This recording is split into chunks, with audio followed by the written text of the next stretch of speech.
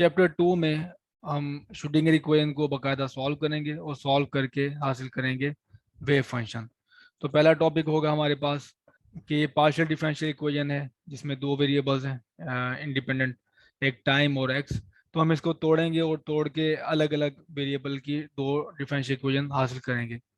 तो ये ordinary differential equation है वो टाइम पे है, और ये हमारे पास ऑर्डिनरी डिफरेंशियल इक्वेशन है जो कि एक्स है। इसका सॉल्यूशन हमारे पास काफ़ी आसान है, तो वो हम हासिल कर लेंगे।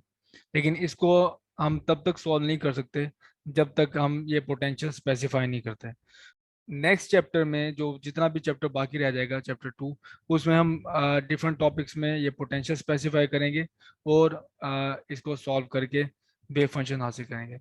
तो स्टेशनरी स्टेट्स इस टॉपिक में हम इसकी जनरल प्रॉपर्टीज देखेंगे कि ये वेव फंक्शन जो आप यहाँ से हासिल करोगे उसकी प्रॉपर्टीज क्या होंगी, लीनियर कम्बिनेशन कैसे बना सकते हैं आप, ऑर्डिनरी पर्टिकुलर सोल्यूशन आप कैसे हासिल कर सकते हैं, और डेफिनेट एनर्जी इन स्टेट की कैसे होती है।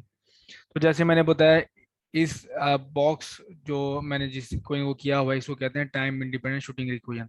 आप इसको तब तक सॉल्व नहीं कर सकते जब तक आप पोटेंशियल स्पेसिफाई नहीं करते। तो इन्फिनिट स्क्वायर वेल में हम यही पोटेंशियल स्पेसिफाई करेंगे कि एक रीजन में जीरो है पोटेंशियल, बाकी हर जगह पे इन्फिनिट है। वो यहाँ पे पुट करके हम इसको सॉल्व करेंगे। तो इस सिस्टम के लिए हमारे पास स्टेशनरी स्टेट्स या फिर ये वेव फंक्शंस आ जाएंगे। फिर हमारे पास हार्मोनिक ऑसिलेटर है, उसका पोटेंशियल कुछ इस तरह से दिखता है। इसको यहाँ पे पुट करेंगे, सॉल्व करेंगे हम, और हमारे पास हार्मोनिक ऑसिलेटर का वेव फंक्शन आ जाएगा। फिर ये फ्री पार्टिकल, फ्री पार्टिकल का मतलब कि हमारे pass through out space potential जो है जीरो है।